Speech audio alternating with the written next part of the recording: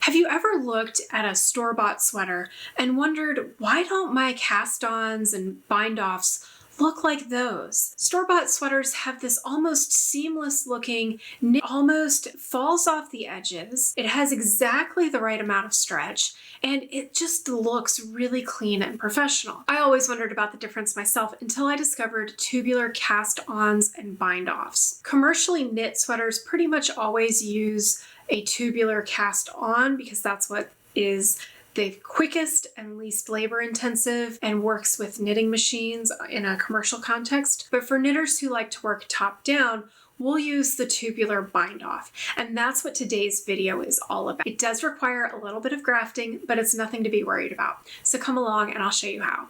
Hi, I'm Pamela from Fibersprite.com, and I help fiber artists understand what they really need to know so they can get down to the real fun, actually working with fiber. To do the long tail tubular cast off or bind off, you're going to need, of course, your project, either in knit 1 purl 1 like I've got here, or in knit 2 purl 2. Those are the best two types of edgings that will work with the tubular bind off. You'll need a tapestry needle, either straight or bent at the tip. I tend to use whatever I can find the most quickly, although I do have a soft spot for the ones with the bent tip. You're going to need an extra pair of circular needles, either in the same size as your project or in a size that's a little bit smaller. You're not actually going to be knitting with these, they're just going to be storing your live stitches for your grafting. And so you do need it to either be circular or double pointed so that they can just slide off the end really nice and easy. And of course I have myself a cup of hot chocolate in my favorite Moment mug with an ergonomic handle that lets me spend more time crafting and less time having hand pain. How much yarn do you need? That's a great question.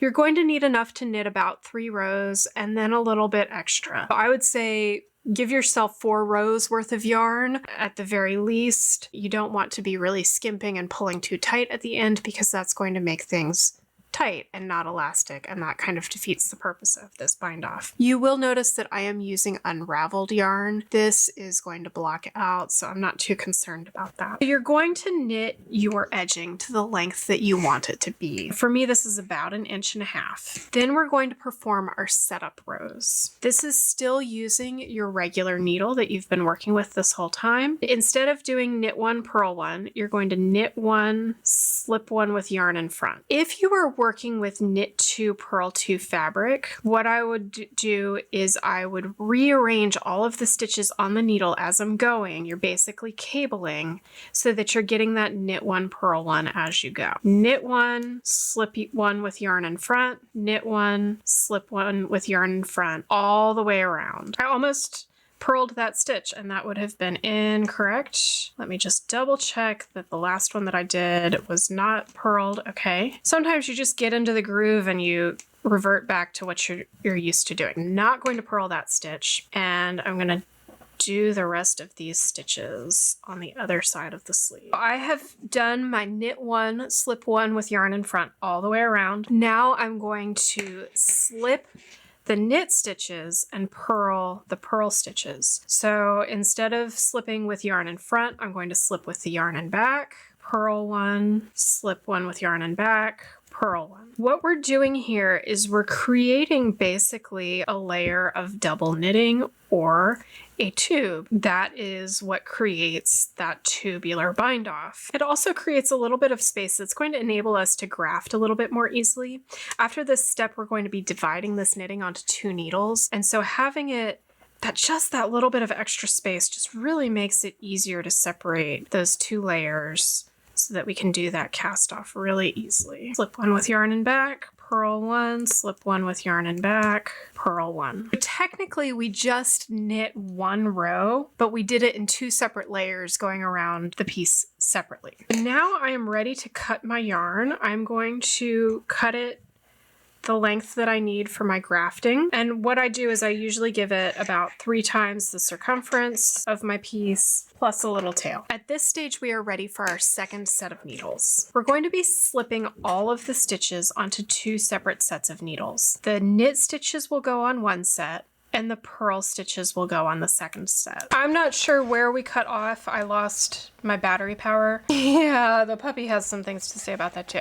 We just finished the knit one, slip one all the way around, and then we purled one, slipped one all the way around. So we have 2 layers, a knit layer and a purl layer. And now we're going to transfer each of those layers onto its own set of needles. The purl layer is going to go onto the back needles, and the knit layer is going to go onto the front needles. And we're just transferring this back, front, back, front, back, front, as the stitches come to you all the way around the piece. Now this is a sleeve, it's kind of a tight turn, so I'm going to just pull those out just like I would do doing the magic loop. But what I'm going to do is I'm going to make sure to check and see I've got this layer is my purl layer, and this is the needle, and that's the next stitch that I want. So I want to make sure that I'm keeping those stitches in their appropriate layers on the appropriate needles. So that's going to just make things a lot easier when it comes to grafting them. All of the stitches are transferred, and you can maybe see there that double layer really lets it peel outwards, and that's what's creating our tube. And now we're going to graft these 2 sets of live stitches together. I've got my needle threaded and I'm ready to start grafting. So the first thing that I'm going to do is I'm going to pull my needles so that I've got a decent number of stitches ready to work with. And then just to get these extra needles out of the way, I'm just going to poke them into the fabric of my knitting and sort of weave them in and out as needed just to get them out of the way. There is nothing more frustrating than your yarn catching on the needles that aren't in use or the cables that aren't in use. So whatever I can do to get those out of the way and smooth things over for myself, that is going to be something that is just going to make this job a little bit easier. At this stage, all we have to do is grafting, which is also known as Kitchener stitch. Typically, when we talk about Kitchener stitch, we're talking about the direction that our tapestry needle is going through the loops, whether it's knitwise, where the needle crosses behind the needle, or purlwise, where it crosses in front of the needle. Kitchener stitch has a setup series of actions, which is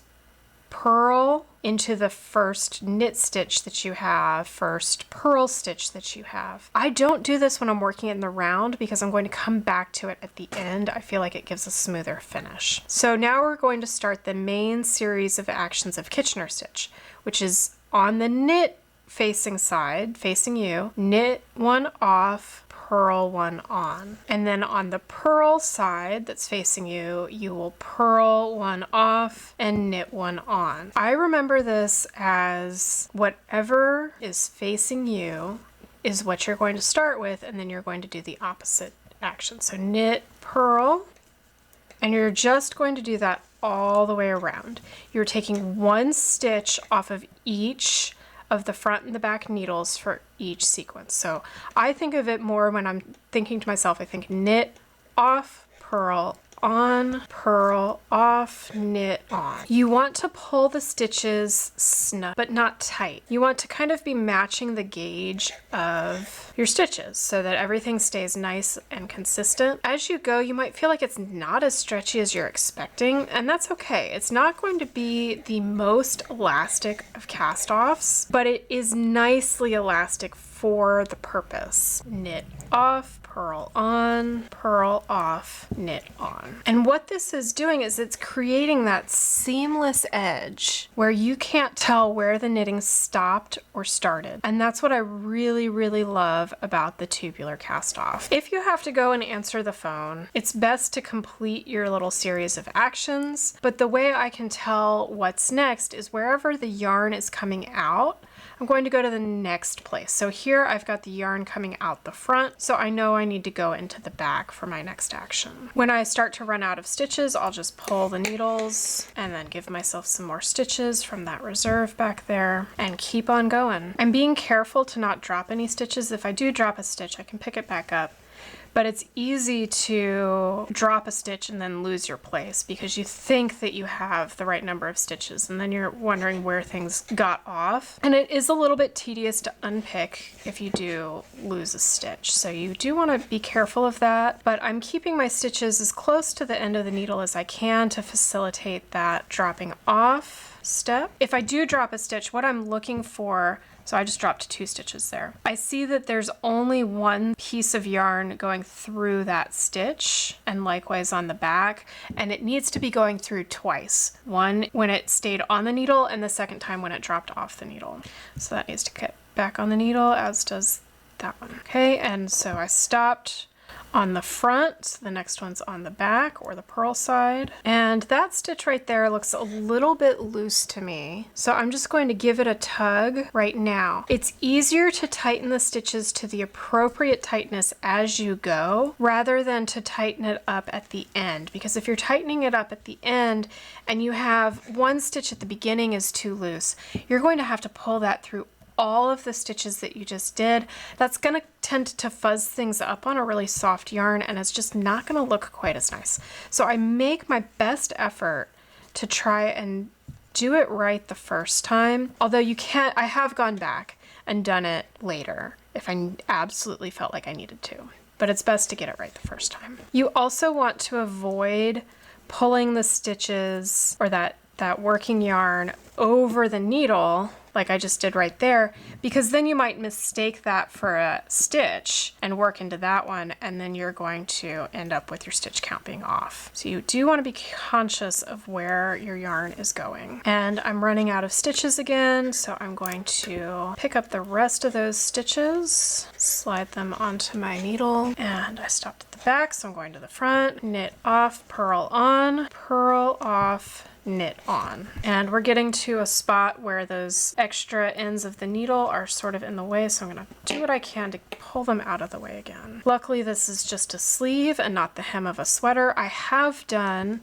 an entire neckline of a cardigan with a shawl collar, so that was about 2.5 yards of edging that I did this bind off on. In retrospect, it would have been easier to do a cast on and then seam that to the sweater, but I was working with the skills that I had at the time. So we never have any judgment for ourselves with the skills that we don't have yet. We're growing as we knit and learning new things. Once I learned this bind off, I have used it for almost every sweater since. I'm usually working my sweaters in some sort of top-down manner, so usually this is going to be a bind off for me rather than a cast on. The only real downside to this as a bind off is that it's not easy to undo. You would either have to unpick all these grafted stitches, or you would have to cut off this edge, unpick the stitches that are kind of half cut, and then unravel from there. So I do always make sure that the sweater is exactly the way that I want it before I do this step, because as you can see, it is a little bit time consuming, and because it's not easily reversible, it's a pretty final stage of a sweater. So you want to be pretty certain that you're ready to do it. Okay, I am at my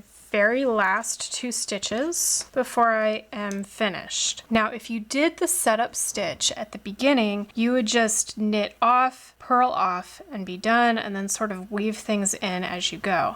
But because I didn't do that stitch, I'm going to knit off and then purl into the next knit stitch that I find, which is that stitch that I didn't do the setup stitch on at the beginning. And then I'm going to purl off the back stitch and knit into the first purl stitch that I find. And I find that that just gives me a little bit more of a seamless finish on that. And that is the tubular bind off. And then I'll just weave in this end like normal and be ready to go on to the next step of working on my sweater. I'm here finishing off the last few stitches of the hem of my sweater, which is much longer all the way around than the circumference of a sleeve. So what I really recommend doing for this is using shorter lengths of yarn so that you're not getting those yarns really fuzzed up and looking bad even when the sweater is new, but it's also going to be easier on your body. So you can use the spit splice to make that go by easier, and